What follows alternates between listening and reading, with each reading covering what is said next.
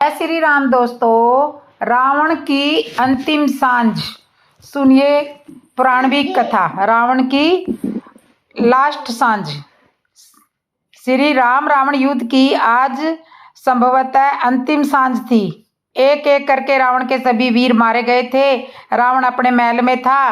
मंदोदरी ने एक बार फिर रावण को समझाया, अब भी समय है, जाके श्री राम जी से माफी मांग लीजिए और सीता जी को सम्मान पूर्वक उन्हें सौंप दीजिए। श्री राम दयालु है, आपको क्षमा कर देंगे। हो सकता है उनके क्षमा करने के पश्चात समस्त असुर जगत आपको क्षमा कर दे। रावण चुपचाप मंदोदरी को सुनता रहा और अपने महल के बाहर देखता रहा। सूर्य दूर तक फैले विशाल सागर में डूब रहा था। रावण सिहर उठा, चुपचाप महल से निकल गया। रात घिर आई थी। रावण सीधे अशोक वाटिका में पहुंचा। निगरानी करने वाली राक्षसियां नींद में थी।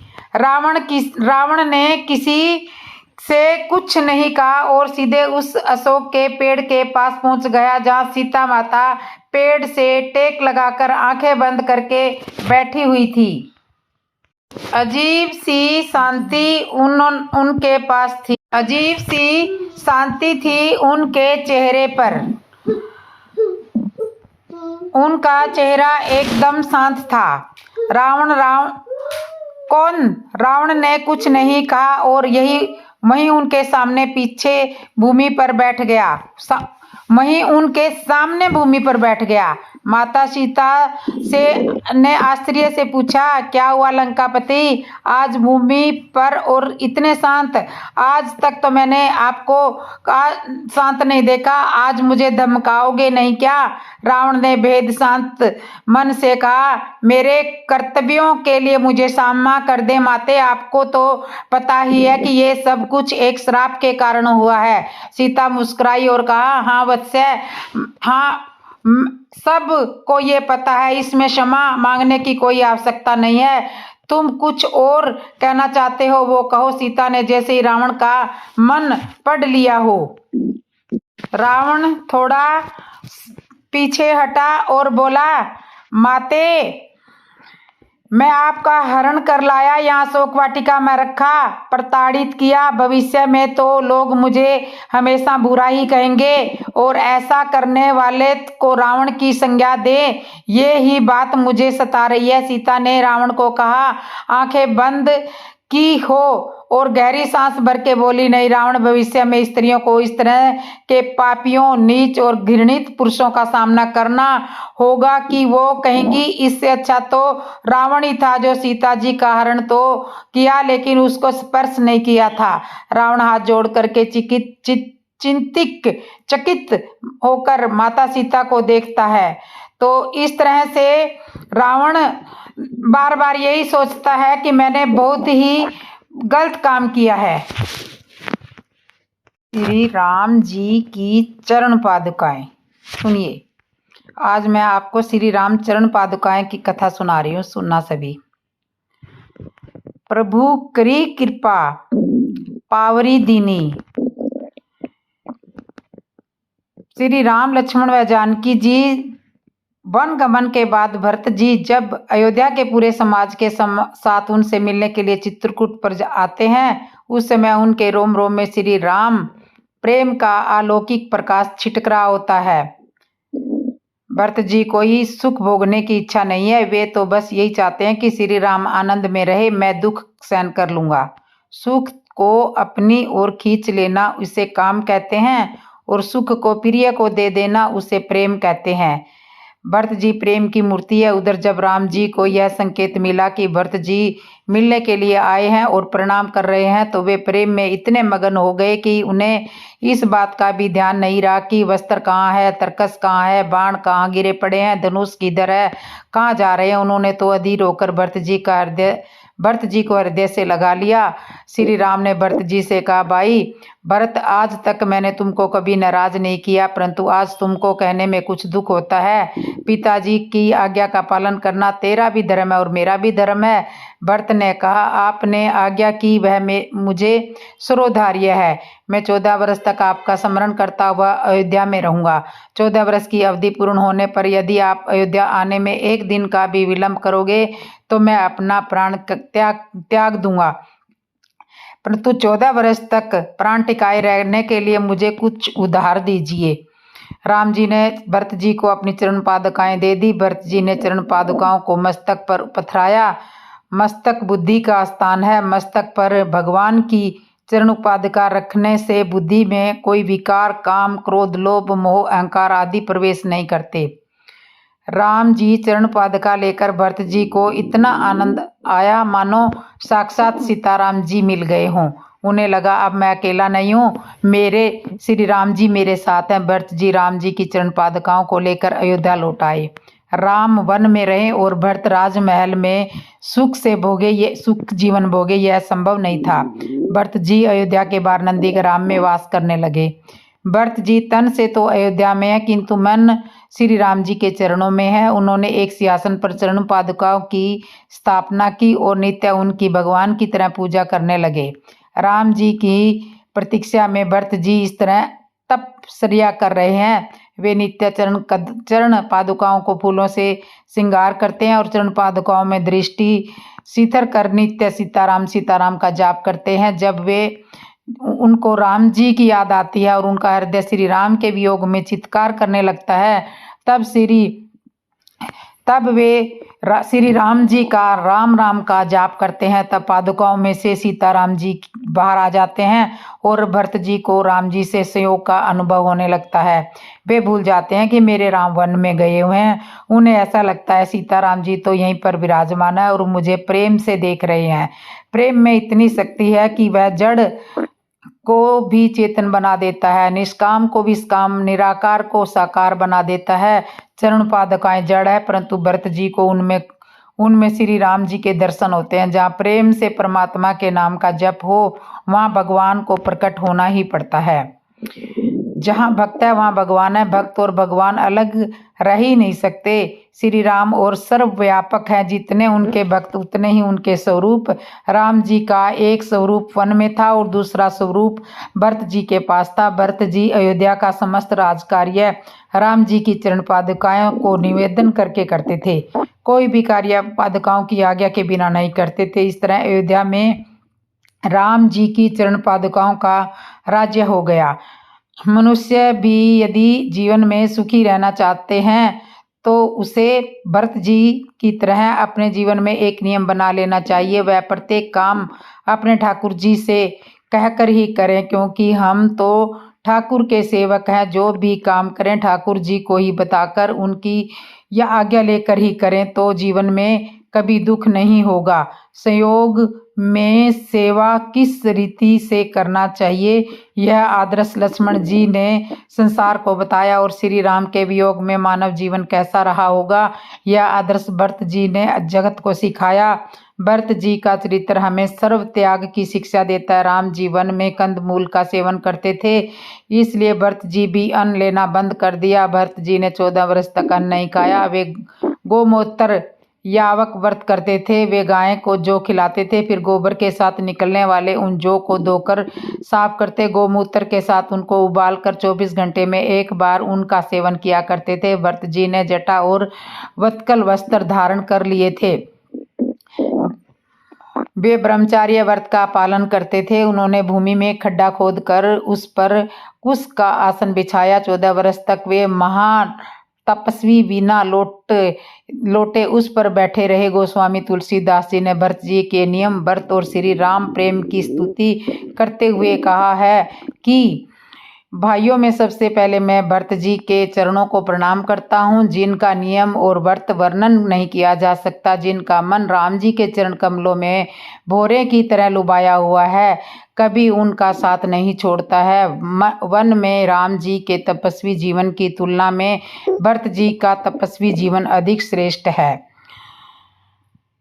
क्योंकि वन में रहकर जप करना बहुत कठिन नहीं है। राजमहल में रहकर तप करना सच्चा ब्रह्मनिष्ठ साधु है, करने वाला ब्रह्मनिष्ठ साधु है। सब प्रकार की अनुकूलता हो विषय भोग के साधनों फिर भी मनुष्यों मन विषयों में न लगे, वही सच्ची साधुता है। सच्चा वैराग्य भिखारी को खाने को न मिले तो वह उपवास करे तो उसका कोई विशेष महत्व नहीं है। सब कुछ होने पर भी मन किसी विषय में न जाए, यही सच्चा वैराग्य है। कुबेर के धन को भी लज्जित करने वाले राज्य वैभव के बीच भरत जी ऐसे रहते हैं जैसे चंपा के बगीचे में रहकर भौरा चंपा के फूलों से दूर रहता है।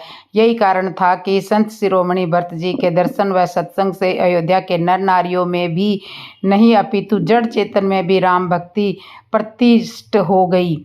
भरत जी के वैराग्य को देखकर अयोध्या की प्रजा भी कंदमूल का सेवन करती। कुछ लोग केवल कंदमूल फल खाकर ही रहते और कुछ लोग केवल एक बार भोजन करते, व्रत उपवास करते, ब्रह्मचर्य का पालन करते। इस तरह से 14 वर्ष तक अयोध्या की प्रजा ने भी तप पूर्ण जीवन व्यतीत कर राम जी की प्रतिज्ञा की थी। सदाचार ही परमात्मा से मिलने वाला पुल है। अतः भगवान दर्शन की इच्छा रखने वाले मनुष्य को देवी गुण संपन्न होना चाहिए। मनुष्य का जीवन यदि भरत जी जैसा पवित्र हो तो राम जी के मिलने में देर नहीं है, वे आवश्यक हृदय काश में प्रकट हो जाएंगे।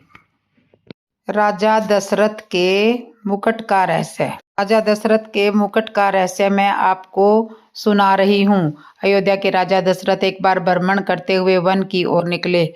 वहाँ उनका सामना बाली से हो गया। राजा दशरथ की किसी बात से बाली से नाराजगी हो गई, उन्हें युद्ध के लिए चुनौती दी। राजा दशरथ की तीनों रानियों में से केकई अस्त्र शस्त्र और रथ चलाने में पारंगत थी। अतः अक्सर राजा दशरथ जब भी कहीं भ्रमण के लिए जाते थे तो केकई को भी अपने साथ ले जाया करते थे। इसलिए कई बार वह युद्ध में राजा दशरथ के साथ होती थी।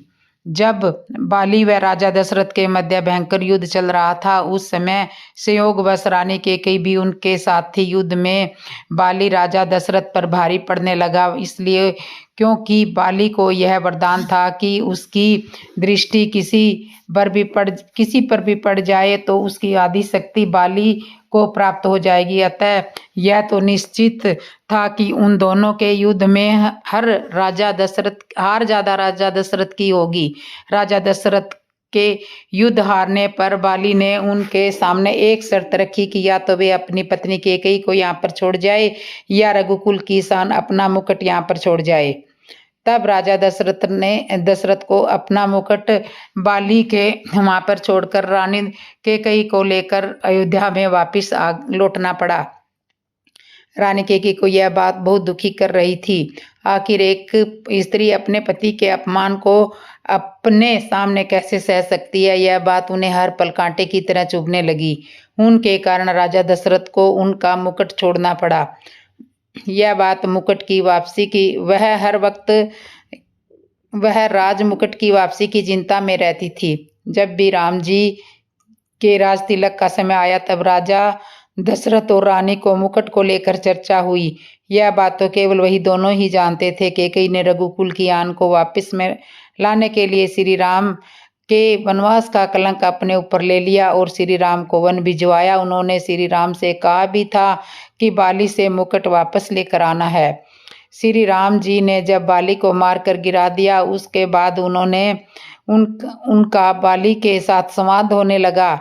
प्रभु ने अपना परिचय देकर बाली से अपने कुल के शान मुकुट के बारे में पूछा। तब बाली ने बताया कि रावण को मैंने बंदी बनाया था। जब वह भागा तो छल से वह मुकुट भी लेकर चला गया। प्रभु मेरे पुत्र को सेवा में ले लिए और वह प्राणों की बाजी लगाकर आपके मुकुट का लेकर वापस रावण से वापस लेकर आएगा। जब अंगद श्री राम जी के दूत बनकर रावण की सभा में गए, वहां उन्होंने सभा में अपने पैर जमा दिए और उपस्थित वीरों को अपना पैर हिलाकर दिखाने के लिए चुनौती दी। रावण के महल के सभी योद्धा अपनी पूरी ताकत अंगद के पैर को हिलाने में लगाई, परंतु कोई भी योद्धा सफल नहीं हो पाया। जब रावण के सभा के सारे योद्धा अंगद के पैर को हिला न पाए तो समय रावण अंगद के पास पहुंचा और उसके पैर को हिलाने के लिए जैसे ही झुका, उसके सर से वह मुकुट गिर गया। अंगद वह मुकुट लेकर वापस श्री राम जी के पास चले आए। यह महिमा थी रघुकुल के राज मुकुट की। राजा दशरथ के पास से गया तो उन्हें पीड़ा झेलनी पड़ी। बाली से जब रावण वह मुकुट लेकर गया तो बाली को अपने प्राणों की आहुति देनी पड़ी। इसके बाद जब अंगद से वह मुकुट लेकर रावण के पास से आ गया तो रावण के भी प्राण चले गए तथा कैकेयी के कारण ही रघुकुल की लाज बच सकी। और कैकेयी श्री राम जी को वनवास नहीं भेजती तो रघुकुल अपना सम्मान वापिस नहीं लौट पाता। कैकेयी ने कुल के सम्मान के लिए सभी कलंक और अपयश अपने ऊपर ले लिए थे। अतः श्री राम अपनी माताओं में सबसे ज्यादा प्रेम कैकेयी को ही करते थे। तो इस तरह से ये राजा दशरथ के मुकुट की कथा थी।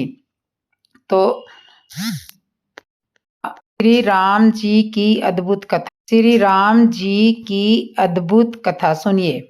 एक दिन संध्या के समय सरयू के तट पर तीनों भाई संग में टहल रहे थे। तीनों भाइयों संग टहलते श्री राम से महात्मा भरत ने कहा, एक बात पूछूं भैया, माता कैकेयी ने आपको वनवास दिलाने के लिए मंथरा के साथ मिलकर जो षड्यंत्र किया था, क्या वह राजद्रोह नहीं था? उनके षड्यंत्र के कारण एक और राज्य के हावी महाराज और महारानी को 14 वर्ष का वनवास झेलना पड़ा था, तो दूसरी ओर पिता दशरथ की दुखद मृत्यु हुई। ऐसे षड्यंत्र के लिए सामान्य नियमों के अनुसार तो मृत्यु दंड दिया जाता है, किंतु आपने माता कैकेयी को दंड क्यों नहीं दिया? राम मुस्कुराए बोले, जानते हो भरत, किसी कुल में एक चरित्रवान और धर्मपरायण पुत्र जन्म ले तो उसका जीवन उनके असंख्य पीढ़ी के पितरों के अपराध को प्रायश्चित कर देता है। जिस माँ ने तुम जैसे महात्मा को जन्म दिया हो उसे दंड कैसे दिया जा सकता है? भरत संतुष्ट नहीं हुए, कहा, अरे यह तो मोह है भैया। राजा का दंड विधान मोह से मुक्त होता है। एक राजा की तरह उत्तर दीजिए कि आपने माता को दंड क्यों नहीं दिया। समझिए कि आपसे यह प्रश्न आपका अनुज नहीं, अयोध्या का एक सामान्य नागरिक कर रहा है। राम गंभीर हो गए। कुछ क्षण के लिए मौन होने के बाद कहा, अपने सगे संबंधियों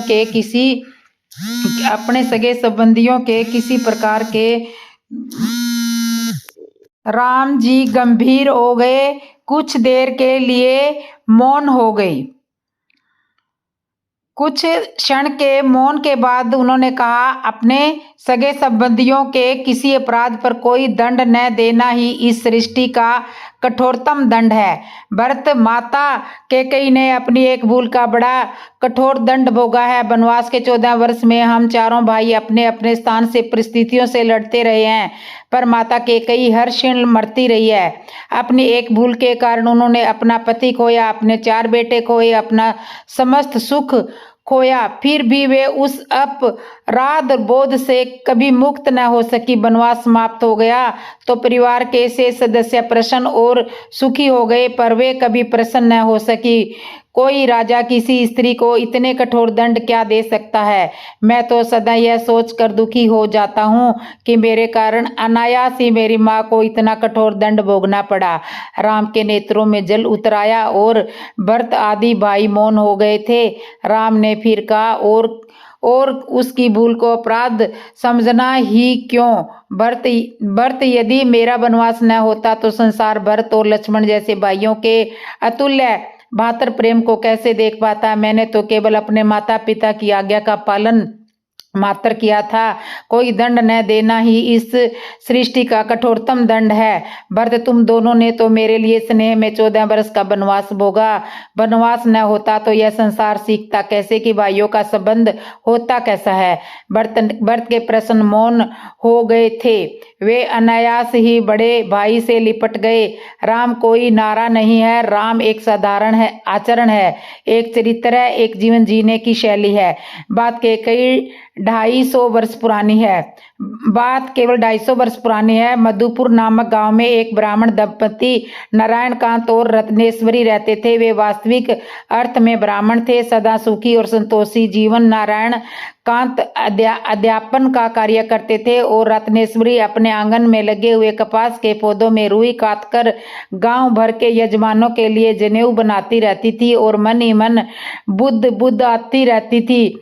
मेरो मन राम ही राम रटे, राम राम जप लीजे, मनुआ कोटिक पाप कटे।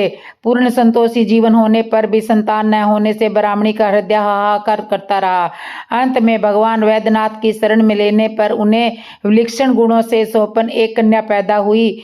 नाम था लीलावती। दुर्बल है वे लोग जो अपनी संतान के लिए भागवत भक्ति रूपी संपत्ति छोड़ते हैं। नारायण कांत और रत्नेश्वरी का अपनी पुत्री के प्रेम भगवान की भक्ति के लबालब भरा हुआ था। लीलावती उनके सालिग्राम को निहारा करती। लीलावती को सबसे मीठी और प्यारी लगती माँ के द्वारा ब्रह्म मुहूर्त में गाई गई नाम धुन राधा कृष्ण जय कुंज बिहारी मुरलीधर गोवर्धन धारी श्री कृष्ण गोविंद हरे मुरारे हे नाथ नारायण वासुदेवाय प्रतिदिन सुनने से लीलावती को यह भी नाम धुन याद हो गई और वह अपनी तोतली बोली में इसे गाती रहती थी। संध्या समय जब माँ तुलसी महारानी जी को दीप लगाने जाती थी तो वह घुटनों के बल तुलसी जी चौबारे में पहुंच जाती और माँ का आंचल पकड़कर खड़ी हो जाती और समय चौबरे में दीप रखती। लीलावती जब थोड़ी शाणी हो गई तो नित्य भगवान के लिए फूल चुनकर माला बनाती और जब नारायण कांत विष्णु सहस्त्र नाम का पाठ कर रहे थे तो उसे ध्यान से सुनाती और दोहराती। श्री संसारिक विषय भोग रूपी काजल की कोठरी में कोई बिरला ही बेदाग निकलता है। समय पाकर लीलावती का विवाह एक संपन्न परिवार में हो गया।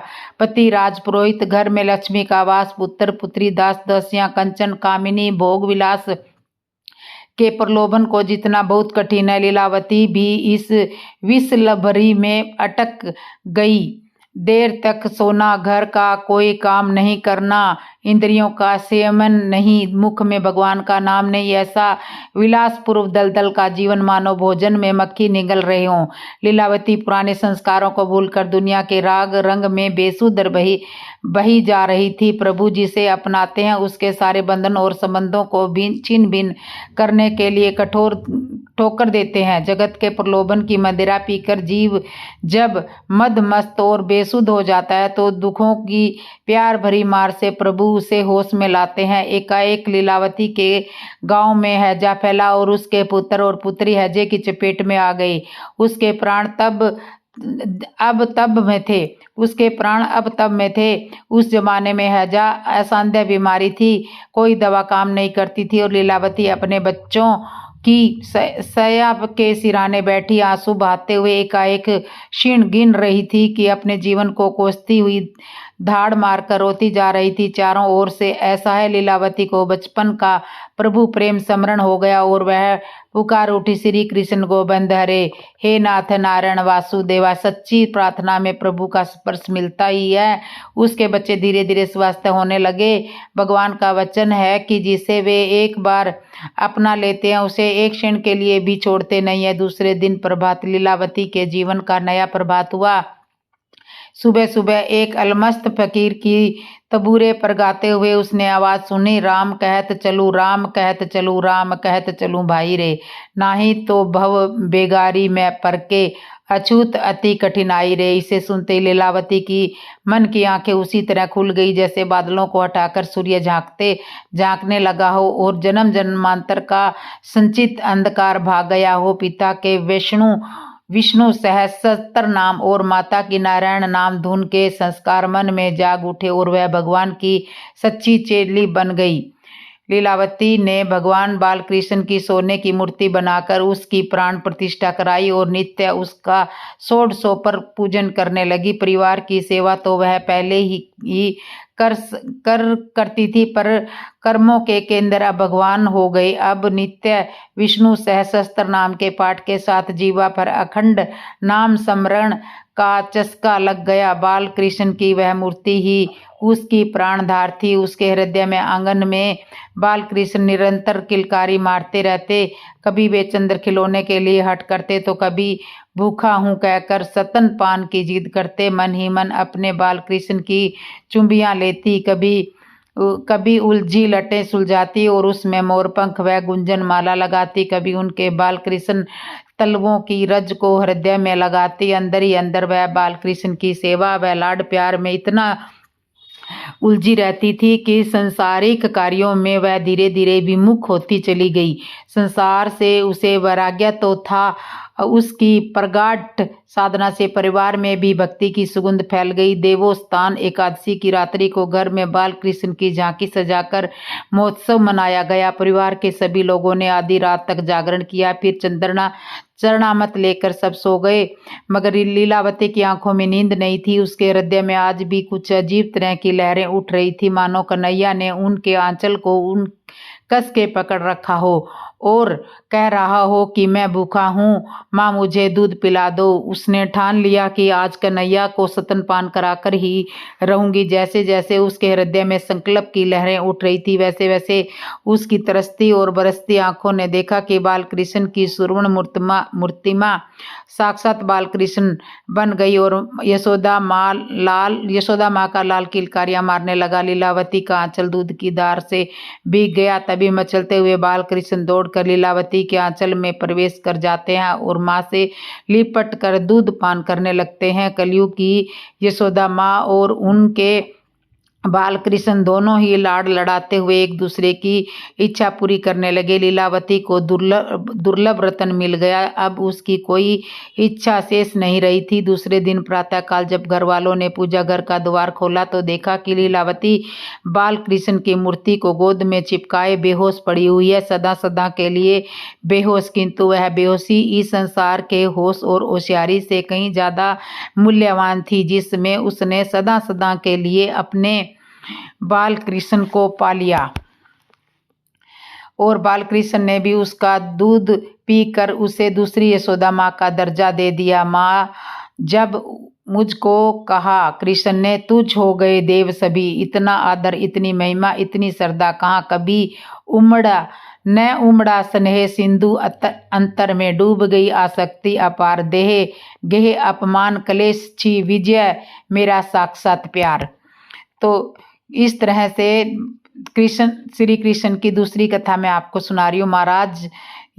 महाराज यदाति के ज्येष्ठ पुत्र यदु ने यदकुलु चला, इसी से आगे चलकर हैदड यश पृथंग में हुआ, जिसमें महान सम्राट कृत्य अर्जुन ने जन्म लिया। दूसरी शाखा में दो प्रमुख वंश चले, वैष्णी और यथक। इन्हीं में से वैष्णी वंश में श्री कृष्ण ने जन्म लिया और इसी वंश में उनसे एक पीढ़ी पहले यादव वीर अक्रूर का जन्म हुआ। वे श्री कृष्ण के पिता वासुदेव के चचेरे भाई थे। अक्रूर के पिता का नाम ऋषभल था। इन्हें ये वरदान प्राप्त था कि वे जहाँ भी रहते हैं वहाँ कभी दुर्भिक्ष नहीं पड़ता था। इससे पुलुफुत की प्रसिद्धि बहुत थी। एक बार काशी में 3 वर्ष तक वर्षा नहीं हुई, जिससे वहाँ भयानक अकाल पड़ गया और प्रजा त्राही त्राही कर उठी। काशी राज की प्रसिद्धि से अवगत थे, इसलिए उन्होंने सम्मान पूर्वक उन्हें राज्य में बुलाया।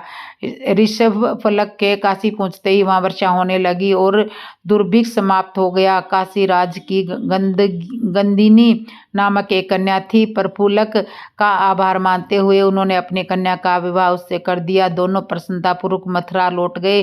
गंदिनी से प्रफुल्लक को 13 पुत्र पैदा हुए और एक कन्या प्राप्त हुई। उनमें से अक्रूर सबसे ज्येष्ठ थे। अन्य पुत्रों के नाम थे आसंग, सारमेय, मद्रु, विद्रुव, गिरि, शत्रुघ्न, गंधामन और प्रतिभाऊ तथा कन्या का नाम था सुचिरा। अक्रूर का विवाह यादव कुल की ही एक कन्या उग्रसेना से हुआ। उग्रसेना से अक्रूर जी को देवयान और उपदेय नामक 2 पुत्र पैदा हुए थे। कहते हैं कि अपने पिता का गुण अक्रूर में भी आया था और वे जहाँ भी रहते थे वहाँ शांति और समृद्धि फैल जाती थी। उनके पिता वृषफलक महाराज उग्रसेन की सभा में मंत्री थे और उनके बाद अक्रूर ने भी उन्हीं की सभा में मंत्री और सेना नायक का पद संभाला।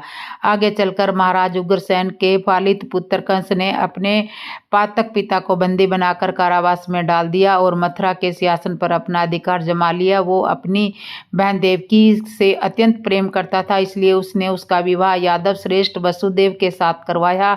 किंतु भविष्यवाणी द्वारा ये घोषित किए जाने के बाद कि देवकी देवकी का 8वां पुत्र ही उसका काल बनेगा। उसने देवकी और वासुदेव को कारागार में डाल दिया और एक एक करके उसके 7 पुत्रों की हत्या कर दी। 6 पुत्रों की हत्या कर दी। 7वें पुत्र को योग माया ने वासुदेव की दूसरी पत्नी रोहिणी के गर्भ में हस्तांतरित कर दिया और 8वें पुत्र श्री कृष्ण को वासुदेव ने ब्रिज में यशोदा को सौंप दिया और उसकी पुत्री जो वास्तव में योग माया ही थी उसे लेकर कारागार में वापस आ गए। कंस ने समझा कि यही बालिका जो देवकी की 8वीं की स्थान है उसका वध करेगी। उसने उसका वध करने का प्रयास किया किंतु योग माया ने घोषणा कर दी कि उसे मारने वाला तो जन्म ले चुका है। अब तो कंस ने हर संभव प्रयास कर लिया किंतु श्री कृष्ण का क्या बिगाड़ता।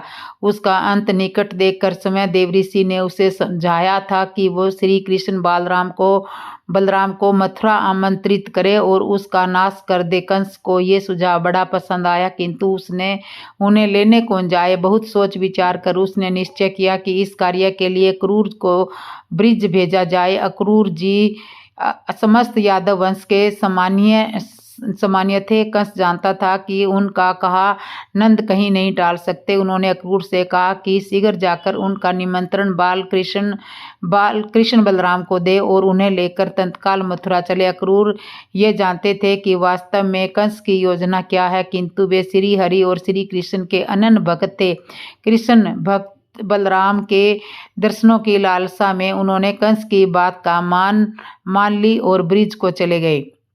वहाँ नंद और कृष्ण बलराम ने उनका बड़ा स्वागत किया। क्रूर ने उन्हें यह बता दिया कि वे कंस का निमंत्रण लेकर आए हैं किंतु कंस उन्हें छल से मार डालना चाहता था। श्री कृष्ण और बलराम ने सहस्त्र चलना स्वीकार किया ताकि पृथ्वी से एक पापी का नाश हो जाए। क्रूर जी जब उन्हें लेकर चले तो सारा ब्रिज उनके पीछे चला। वहां की सभी गोपियों ने श्री कृष्ण के चरण पकड़ लिए और उन्हें जाने से रोकने लगी। ये दृश्य देखकर श्री कृष्ण बड़े भावुक हो गए।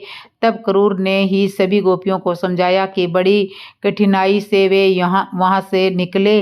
अक्रूर जी के मन में ये संदेह था कि कंस मार्ग पर ही उनका आक्रमण कर सकता है, इसलिए उन्होंने अपने सैनिकों को छिप कर रहने के लिए कहा। उन्होंने कहा कि वे यमुना में डुबकी लगाएं और चौथी डुबकी लगाते ही सभी सैनिक कृष्ण बलराम को सुरक्षा प्रदान करने के लिए बाहर आ जाएं। जब वे यमुना तट पर पहुंचे तो क्रूर योजना अनुसार यमुना में स्नान करने पहुंचे। उधर श्री कृष्ण ने उनकी शंका का निवारण करने का निश्चय किया। जैसे ही क्रूर जी ने पहली डुबकी लगाई तो उन्हें कृष्ण बलराम जल के अंदर दिखाई दिए। वे तुरंत बाहर निकले तो उन्होंने उन दोनों को रथ पर ही बैठे देखा। अब वो बड़े आश्चर्य में पड़ गए। जब उन्होंने दूसरी डुबकी लगाई तो उन्होंने श्री कृष्ण बलराम को क्षीर सागर में बैठे देखा। वे पुनः बाहर आए और देखा कि कृष्ण बलराम तो रथ पर बैठे बैठे मुस्कुरा रहे हैं। अब अक्रूर जी ने तीसरी डुबकी लगाई तो उन्होंने श्री कृष्ण और बलराम को साक्षात श्री हरि विष्णु और शेष नाग जी के अवतार में देखा। समस्त देवता यक्ष गंधर्व नाग किन्नर परम पिता परमात्मा ब्रह्मा सहित उन्हें घेरे थे और उनकी स्तुति कर रहे थे। अब तो क्रूर जी समझ गए कि श्री कृष्ण स्वयं नारायण के अवतार हैं। वे तत्क्षण अपनी समस्त चिंताओं से मुक्त हो गए और अपने भाग्य पर गर्व करने लगे कि उन्हें स्वयं नारायण के दर्शन हो गए। भला श्री हरि के अवतार का कोई क्या बिगाड़ सकता है। यही सोचकर उन्होंने चौथी डुबकी लगाई ही नहीं और कृष्ण बलराम को लेकर मथुरा पहुंचे। वहां कंस ने उन दोनों की मृत्यु का बहुत प्रयोजन कर रखा था कि किंतु सब विफल रहा। श्री कृष्ण ने अंत कंस का वध कर दिया और अपने माता पिता और नाना उग्रसेन को स्वतंत्र कराया। महाराज उग्रसेन पुनः मथुरा की गद्दी पर बैठे। उन्होंने अक्रूर जी को राज्य में बहुत सम्मानित पद दिया और फिर जब कृष्ण बलराम की शिक्षा पूर्ण हुई तो श्री कृष्ण ने उनसे कहा कि हस्तिनापुर में महाराज पांडु की मृत्यु के बाद धृतराष्ट्र सम्राट बने हैं, अतः वे जाकर हस्तिनापुर का समाचार लेकर आए। तब क्रूर हस्तिनापुर जाकर वहां का सारा समाचार श्री कृष्ण को बताया कि किस किस तरह से धृतराष्ट्र अपने पुत्र दुर्योधन के वंश में होकर पांडु पुत्रों के साथ अन्याय कर रहे हैं। तब श्री कृष्ण ने यह निश्चय किया कि आगे चलकर वे उन्हें न्याय आवश्यक दिलाएंगे। इसके बाद श्री कृष्ण ने क्रूर जी का सम्मान कर उन्हें उच्च पद पर प्रदान किया और उनके सुझाव और महाराज उग्रसेन के मार्गदर्शन से न्यायपूर्वक मथुरा का राज्य संभाला। बाद में जरासंध के आक्रमणों से तंग आकर उन्होंने मथुरा का त्याग किया और द्वारका नामक नगरी बसाई। क्रूर जी वहाँ भी बड़े बड़े मान्य पद पर आसीन हुए। श्री कृष्ण ने उन्हें अपने नगर का कोषाध्यक्ष बनाया।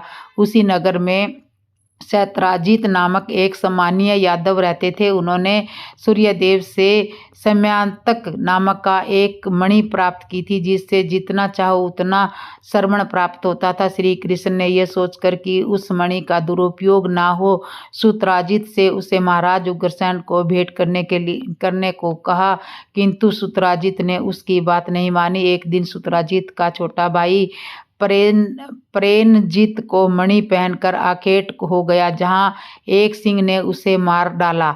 उस सिंह के पास एक बहुमूल्य मणि देखकर सिंहराज जामवंत ने उसे मारकर मणि अपनी पुत्री जनमवंती को दे दी। उधर सत्यराजीत ने श्री कृष्ण पर यह आरोप लगाया कि उन्होंने उसके भाई का वध कर उस मणि को चुरा लिया है। श्री कृष्ण उस आलाचन को मिटाने के लिए उस मणि की खोज में निकले और जामवान को परास्त कर उस मणि को और उसकी पुत्री जामवंती को प्राप्त कर लिया। जब सत्यराजीत ने ये सुना तो उसे बड़ी कल्याणी हुई। उसने अपनी पुत्री सत्यभामा और वो मणि श्री कृष्ण को प्रदान की, किंतु श्री कृष्ण ने उस मणि को सत्यराजीत को लौटा दिया। एक बार जब श्री कृष्ण और बलराम हस्तिनापुर गए थे, उस समय देव योग से अक्रूर का मन धर्म से भटक गया। उन्होंने सत्यवंधा को ये सुझाव दिया कि वो सत्यराजीत का वध कर उस मणि पर अधिकार जमा ले। सत्यवंधना ने ऐसा ही किया। अपने पिता को मृत देखकर सत्यभामा रोते हुए हस्तिनापुर पहुंची और श्री कृष्ण को सब बताया। जब श्री कृष्ण ने यह सुना तो वे तत्काल ही बलराम के साथ द्वारका लौटे और सत्यधवा के वध का निश्चय कर लिया।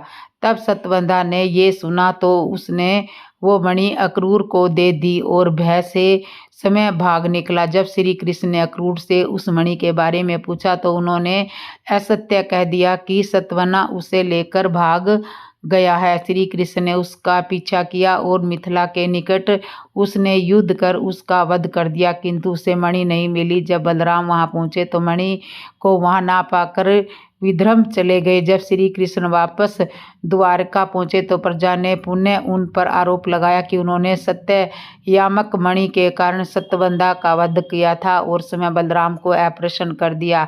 और उधर क्रूर को जब इस बात का पता चला तो श्री कृष्ण वापस आ गए हैं, तो उन्हें लगा कि उनका भेद खुल जाएगा। इसी कारण वे उस मणि को लेकर काशी चले गए। क्रूर और समयांतक के द्वारिका से दूर होने पर वहां वर्षा होनी बंद हो गई और यह देखकर श्री कृष्ण ने स्थिति को संभालने के लिए काशी की यात्रा की, जहां पर क्रूर ने अपना अपराध स्वीकार किया और उन्हें समयांतना मणि वापस कर दी। श्री कृष्ण ने उन्हें क्षमा कर दिया और वो मणि भी उन्हें वापस कर दी और मणि कभी द्वारका से दूर नहीं जाएगी, ताकि कभी वहां दुर्भिक्ष ना पड़े। उसके बाद अपने मृत्युवंत अक्रूर सदा द्वारका में ही रहे। श्री कृष्ण के निवारण लेने के बाद जब उन्होंने भी अपने देह का त्याग किया तो उनकी पत्नी ने वनवास लेने का निश्चय किया। उस समय श्री कृष्ण के पुत्र ब्रिज ने उन्हें रोकने का बड़ा प्रयत्न किया, किंतु वे सफल नहीं हुए। स्कंद पुराण के अनुसार अक्रूर पूर्व जन्म में चंद्र नाम के एक ब्राह्मण थे, जो हरिद्वार निवासी देव शर्मा नामक एक अत्रि गोत्र के ब्राह्मण के शिष्य थे। बाद में चंद्र ने देव शर्मा की पुत्री गुणवती से विवाह किया था। यादव समाज में अक्रूर जी का एक विशेष सम्मान है, जो उनके गुण अनुरूप ही है। जय श्री कृष्ण दोस्तों।